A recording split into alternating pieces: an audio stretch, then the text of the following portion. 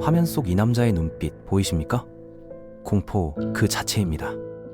그는 800년 가까운 세월을 뛰어넘어 우리에게 증언하고 있습니다. 그의 고백은 정말 충격적입니다. 차라리 태어나지 않았더라면 좋았을 것이라고요.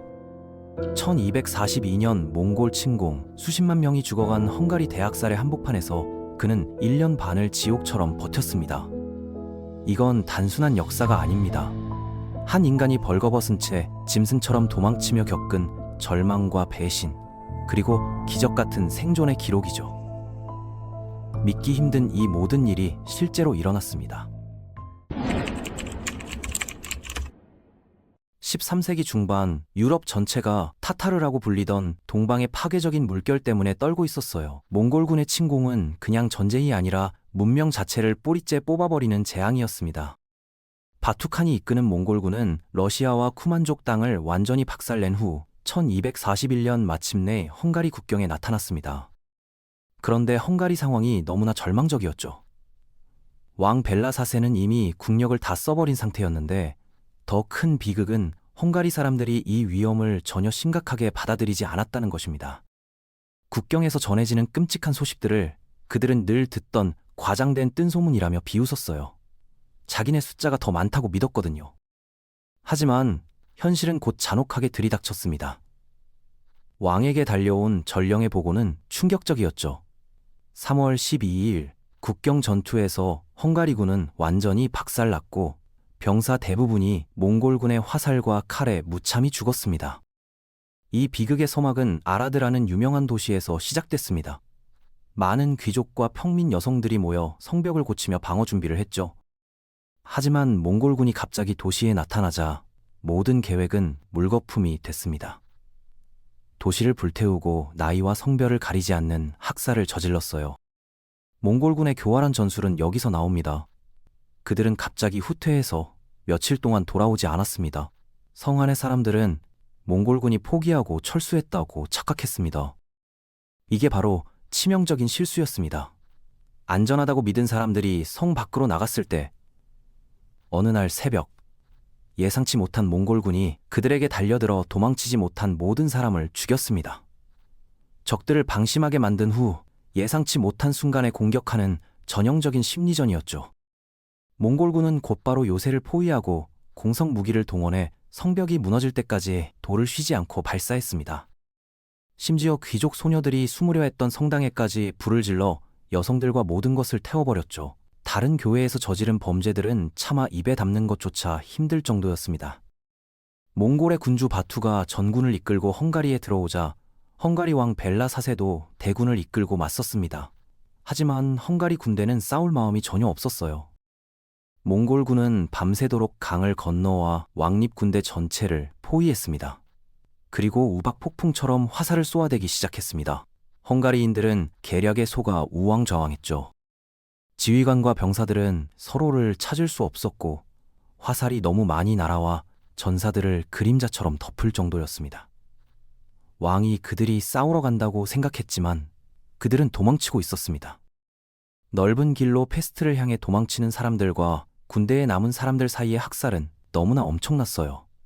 수천 명이 죽었고 그 손실은 너무 커서 보고서조차 믿기 힘들 지경이었습니다. 이 모든 걸 본 목격자는 숲에 숨어 도망쳤습니다.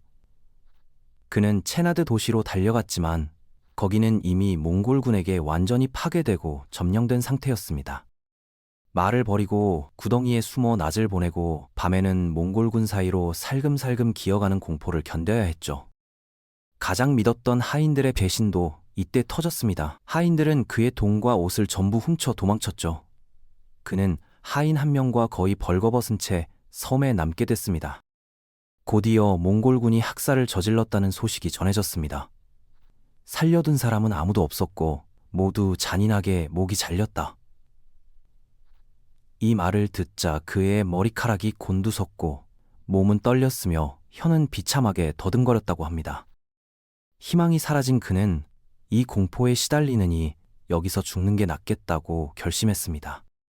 결국 그는 하인과 함께 울창한 숲속 개울에 나뭇잎을 덮고 숨었습니다. 이틀 동안 무덤 속처럼 머리를 들지 못했죠. 숲에서는 사냥개 같은 몽골군이 토끼와 멧돼지를 쫓듯이 사람들을 추적하고 있었습니다.